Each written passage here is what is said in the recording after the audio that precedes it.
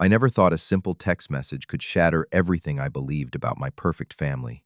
There I was, driving down Interstate 75 after 3 exhausting days in Denver, counting the miles until I could hold my wife Sarah and hug my kids Emily and Jake. The familiar hum of my truck and classic rock on the radio made the journey feel almost peaceful. Then my phone buzzed. My brother Marcus never texted unless something was seriously wrong. The message read, "Don't go home tonight." My hands gripped the steering wheel tighter as confusion and fear washed over me like ice water. Before I share what happened next, let me know in the comments where you are watching from. If this story resonates with you, please hit that like button and subscribe for more real-life stories. Trust me, you will want to stick around for this one, because what my brother showed me that night changed my life forever. Now let me tell you exactly what went down. I immediately pulled over at the next rest stop and called Marcus. My heart was pounding so hard I could hear it in my ears. When he answered, his voice sounded strained and urgent in a way I had never heard before. "Marcus, what the hell is going on? Why can't I go home?" I demanded, trying to keep my voice steady. "Lance, I can't explain this over the phone. You need to come to my place right now. Don't go home. Don't call Sarah. Just come here immediately," he said with a firmness that made my stomach drop. "You're scaring me, man. Just tell me what's wrong," I pleaded, but the line had already gone dead. Marcus had always been my protector growing up. When neighborhood bullies picked on me in middle school, he stepped in. When I made stupid decisions in college, he helped me fix them. If Marcus was telling me not to go home, something was terribly wrong. I sat in my truck for a moment, staring at my phone, debating whether to call Sarah. We had spoken yesterday morning before my final meeting, and everything seemed normal. She had told me about Emily's soccer practice and Jake's excitement about learning to swim with his new instructor. The 45-minute drive to Marcus's house felt like hours. Every mile brought new waves of anxiety. I tried calling Sarah twice, but both calls went straight to voicemail. That was strange. Sarah always answered my calls, especially when I was traveling. My mind raced through possibilities. Had there been an accident? Was someone hurt? Had something happened to the kids? I started remembering small details from the past few weeks that suddenly seemed significant. Sarah had been busier than usual, often running errands that seemed to take longer than they should. She had started going to bed earlier, claiming she was tired from work. When I asked about her day, her responses had become shorter, less detailed. I had attributed it to the stress of managing everything while I traveled for work, but now these memories felt ominous. When I finally pulled into Marcus's driveway, he was already at the front door waiting for me. His face was pale and drawn, and he looked like he had not slept in days. This was not the confident, easygoing brother I knew. Something had shaken him to his core. "Come in, Lance. Sit down. This is going to be hard," he said, without any of his usual warm greeting. His voice was barely above a whisper. I followed him into his living room, where he had been clearly pacing. Coffee cups sat on the table, some full and cold, others empty. The curtains were drawn, and the only light came from a single lamp in the corner. The atmosphere felt heavy and oppressive. Marcus went to the kitchen and poured 2 cups of coffee with hands that I noticed were trembling slightly. The silence stretched between us, filled only by the steady ticking of his grandfather clock. Whatever he was about to tell me was eating him alive. Marcus set the coffee down and sat across from me, running his hands through his hair before looking me directly in the eyes. "Lance, what I'm about to show you is going to destroy everything you think you know about your marriage. But you need to see it, because Sarah is planning something, and you have a right to know," he began, his voice heavy with reluctance. "What are you talking about?" Planning, what I asked, feeling my pulse quicken. 3 weeks ago, I saw Sarah at Romano's restaurant with a man I didn't recognize. They were sitting close, holding hands, and she kissed him when they left. I thought maybe I was mistaken, maybe it was innocent, but something about it bothered me. Marcus explained, watching my face carefully. I felt anger rising in my chest. "So you've been spying on my wife, Marcus? That's insane. Sarah would never cheat. We've been married for 8 years. She loves me. She loves our family. I hired a private investigator because I needed to be sure before I said anything. I was hoping I was wrong, Lance." "God, I was hoping I was wrong," he said, his voice breaking slightly. Marcus opened his laptop and turned it toward me. The screen showed a parking lot that I recognized as the one behind the town's community center. There was Sarah's silver Honda Civic, and there was Sarah herself, but she was not alone. A tall man with dark hair had his arms around her, and they were kissing passionately.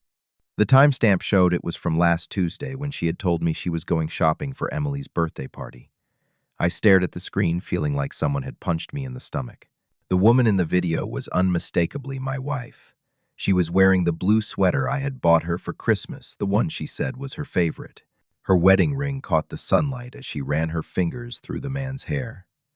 This could be edited Marcus. People can fake anything these days, I said weakly, even as I recognized the denial in my own voice. Look closer, Lance. Look at her earrings, the ones you gave her for your anniversary. Look at the small dent on the rear bumper of her car from when Jake hit it with his bike last month. This is real. As much as I wanted to deny it, the evidence was right there. Every detail was exactly right. I remembered Sarah coming home late that Tuesday, claiming the mall had been crowded, and she had run into an old friend. She had been cheerful, almost giddy, which I had thought was excitement about Emily's upcoming birthday. "Who is he?" I asked, my voice barely audible. Marcus took a deep breath before answering. "His name is David Thompson. He's the swimming instructor at the community pool, the one who's been teaching Emily and Jake." The revelation hit me like a freight train. David Thompson had been coming to our house twice a week for the past 4 months to give the kids private swimming lessons in our pool. Sarah had found him through a local Facebook group and had been thrilled about how well he connected with Emily and Jake. I had met him several times and thought he was a great guy. He was friendly, patient with the kids, and always professional. Now I realized that Sarah's enthusiasm about the swimming lessons had nothing to do with the children's progress in the pool.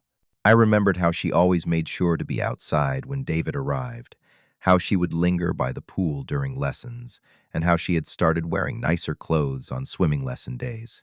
"How long has this been going on?" I asked, dreading the answer. "Based on what the investigator found, about 3 months. "Lance, there's more, and it gets worse," Marcus said, his expression growing even more serious. I felt sick to my stomach. The man who had been teaching my children to swim, who they trusted and looked up to, had been betraying that trust in the worst possible way. Emily had mentioned several times how much she liked David, how funny he was, and how he promised to teach her to dive before summer ended. Jake, only 6 years old, had started calling him Coach David and would get excited on lesson days. Marcus pulled up another video file, but this time he hesitated before clicking play. "Lance, what you're about to see is going to hurt more than anything you've experienced in your life. But you need to understand what Sarah is really planning," he said, his hand hovering over the trackpad. The video began, and I immediately recognized our backyard. The camera had been positioned to capture the pool area from across the street, likely from the investigator's car. There was David in the pool with Emily and Jake helping them practice their strokes. But what made my blood run cold was not the swimming lesson itself. It was the conversation I could hear clearly through the recording equipment. Emily was asking David, "Are you going to be our new daddy soon?" And David, with a smile on his face, responded, "Well, that's up to your mom, but I hope so." "Would you like that?" Jake, treading water nearby, chimed in excitedly. "Mom said you might move in with us after Daddy goes away for work again." I watched in horror as Sarah appeared in the frame wearing a sundress I had never seen before. She was beaming as she watched this interaction, not correcting the children or explaining that Daddy was not going anywhere permanently. Instead, she walked over to David and casually put her hand on his shoulder. "You three are having so much fun," she said sweetly. "David, why don't you stay for dinner tonight? The kids would love that." Emily clapped her hands together. "Yes. Can we have pizza?" "David loves pizza, right? I love whatever makes you kids happy," David replied, looking directly at Sarah with an expression that made me want to be sick. The video continued, and I watched as my children, my innocent children, bonded with this man who was helping their mother destroy our family. They had no idea that their world was about to be turned upside down. They thought they were just having fun with their swimming coach, not participating in their mother's plan to replace their father. "Turn it off," I whispered, but Marcus shook his head. "There's more you need to see, Lance. This next part shows you exactly what Sarah has been planning." The scene shifted to later that evening. David was still at our house, and the kids had apparently gone to bed. Sarah and David were sitting on our patio furniture, the same table where Sarah and I had shared countless dinners and conversations about our future together. They were holding hands across the table, and Sarah was speaking in an animated, excited way. The lawyer said that with Lance traveling so much for work, I have a strong case for primary custody, Sarah was saying. Especially if I can show that the kids have bonded with you and see you as a father figure. David nodded. And you're sure he won't fight it. Lance is a good man, but he's not a fighter. He'll want what's best for the kids, and I'll convince him that staying with me is what's best. Besides, he makes good money. Child support and alimony will set us up nicely. I felt like I was watching a movie about someone else's life. This could not be my Sarah, the woman who had promised to love me for better or worse, the mother of my children who had always seemed devoted to our family. What about the house? David asked. We'll sell it and move somewhere fresh. Maybe Colorado near my sister. The kids will adapt quickly, and Lance can visit them during his work trips to Denver. The casual way she was dismantling our entire life, talking about our children like they were assets to be managed, made me angrier than I had ever been in my life. But the final blow was yet to come. Jake appeared on the patio in his pajamas, rubbing his eyes. Mommy, I had a bad dream. Sarah picked him up and settled him on her lap. What was your dream about, sweetheart? I dreamed that Daddy never came home from his work trip, Jake said, his voice small and frightened. Instead of reassuring him that Daddy would always come home, Sarah exchanged a look with David and said, Well, honey, sometimes daddies have to live in different places, but that doesn't mean they don't love you. But I want Daddy to live here, Jake protested. I know, baby, but David is here now, and he loves you and Emily very much. Sometimes families change, and that's okay. Watching my 6-year-old son being prepared for my absence from his life, seeing him confused and seeking comfort while the adults in his world plotted behind his back, broke something inside me. I stood up abruptly, knocking over my coffee cup. I'm going to kill him, I said, and I meant it. Marcus grabbed my arm. No, Lance, that's exactly what we can't do. You need to think clearly now. You need to be smart about this. But I was beyond rational thought. I picked up a paperweight from Marcus's desk and hurled it at the wall where it left a dent in the drywall. For the first time since I was a child, I broke down and cried.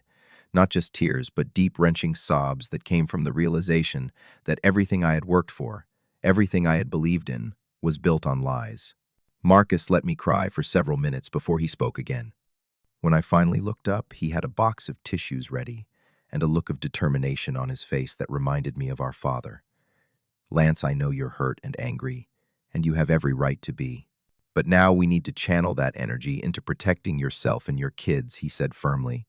How she's already won. The kids think David is going to be their new father. She's got lawyers. She's planned this whole thing while I was working my ass off to provide for our family, I said, feeling defeated. No, she hasn't won yet. She thinks she's been careful, but she made one crucial mistake, Marcus replied, closing the laptop.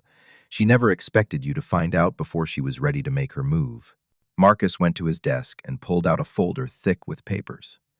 The investigator didn't just take videos. He documented everything. Times, dates, locations, even recorded conversations. We have evidence of adultery, evidence of her planning to manipulate custody arrangements, and evidence of her involving the children in deception. I looked through the papers, seeing photographs, phone records, and detailed reports of Sarah's activities over the past 3 weeks. The investigator had been thorough. There were pictures of Sarah and David at restaurants at his apartment at the park with my children. There were records of text messages and phone calls between them, discussing their future together and their strategy for the divorce. Here's what we're going to do, Marcus continued. First, you're going to call Tom Rodriguez tonight. He's the best family lawyer in the state, and he owes me a favor. Second, we're going to make copies of everything and store them in multiple places. Third, you're going to go home tomorrow morning and act like nothing has happened. Act like nothing happened, Marcus. I don't think I can look at her without losing my mind. You have to, at least, until we have everything in place. If Sarah knows that you know, she might accelerate her plans or destroy evidence. We need to control the timing of this confrontation. Marcus was right, and I knew it. As much as I wanted to storm home and demand answers, I needed to be strategic. My children's future depended on me handling this correctly. We spent the next 2 hours, going through every piece of evidence and planning my next moves. Tom Rodriguez agreed to meet with me first thing Monday morning.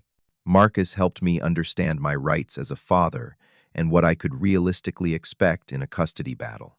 The good news is that adultery still matters in this state, especially when it involves deception and manipulation of the children, Tom had said during our late-night phone call. The bad news is that family courts tend to favor mothers, so we need to build an airtight case. By sunrise, I had a plan.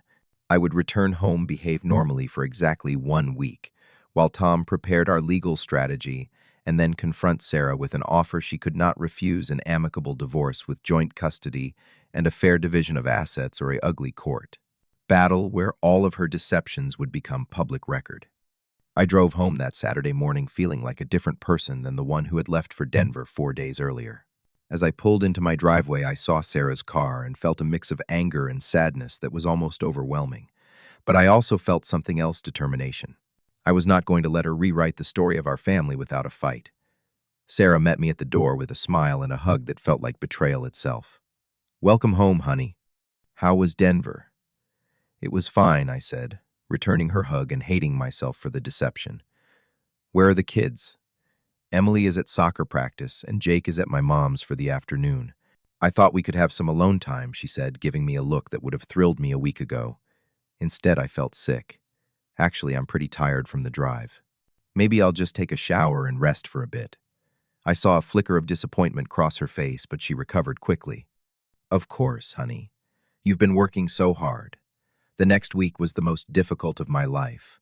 I had to sit across from Sarah at dinner, help Emily with her homework, and tuck Jake into bed, all while knowing that their mother was planning to tear our family apart. I had to make small talk about work and weekend plans while watching Sarah text David when she thought I was not looking. The hardest part was Wednesday evening when David came for the kids' swimming lesson. I watched from the kitchen window as he played with Emily and Jake in our pool, seeing them laugh and splash, while their mother watched adoringly. I had to excuse myself and go upstairs because I could not trust myself not to do something I would regret. On Friday, Tom Rodriguez called to tell me that everything was ready. We had prepared divorce papers that offered Sarah generous terms in exchange for her cooperation, and we had organized all the evidence in a way that would be devastating to her case if she chose to fight.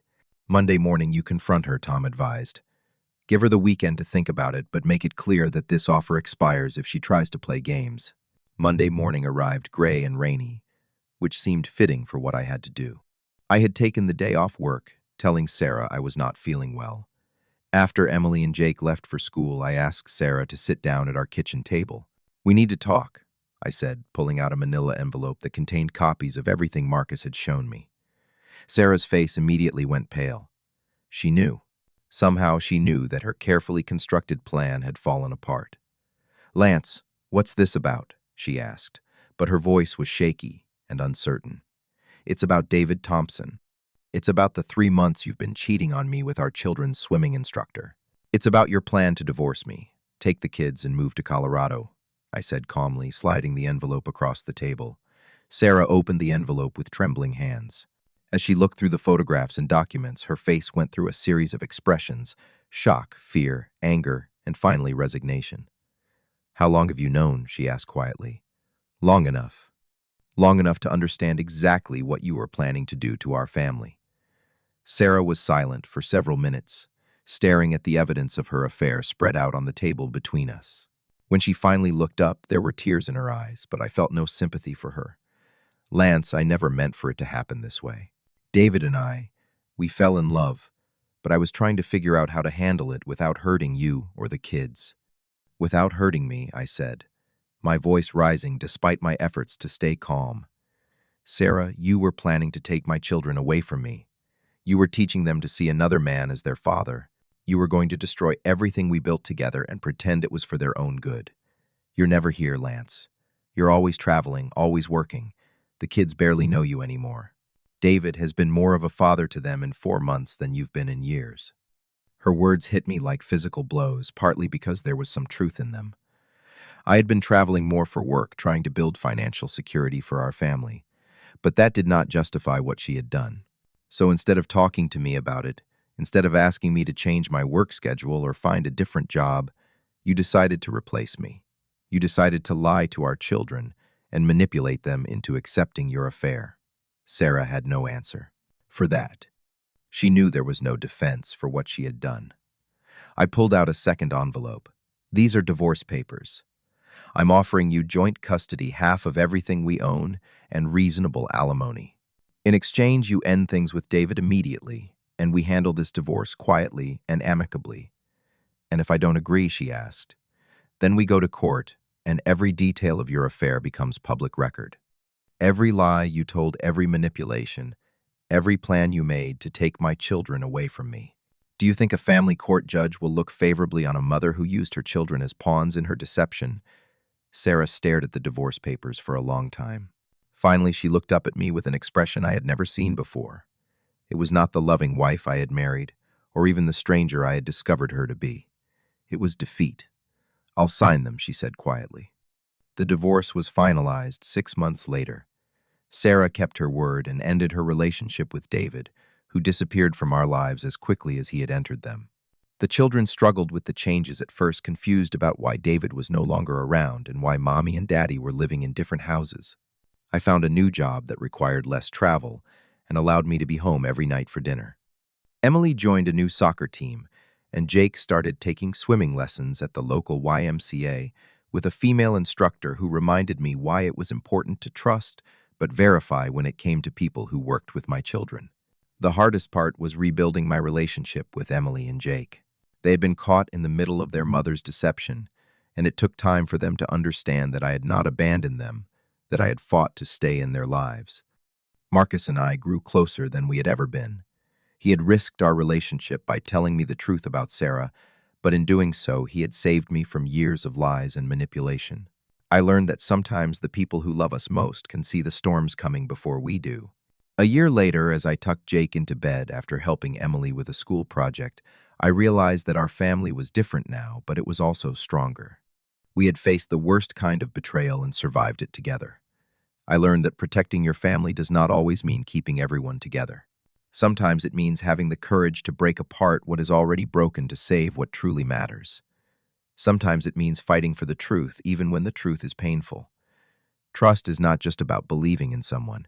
It is about believing they deserve the truth you are willing to fight for. Have you ever had to make a difficult choice to protect your family, even when it meant facing painful truths? Share your thoughts in the comments below. If this story resonated with you, please hit that like button and subscribe for more real-life stories about love betrayal and finding strength in the darkest moments. Share this with someone who might need to hear it, because sometimes we all need reminding that we deserve honesty and respect in our relationships. Thank you for listening to my story, and remember that even in our deepest pain, we have the power to choose our path forward. Stay strong, and I will see you in the next video.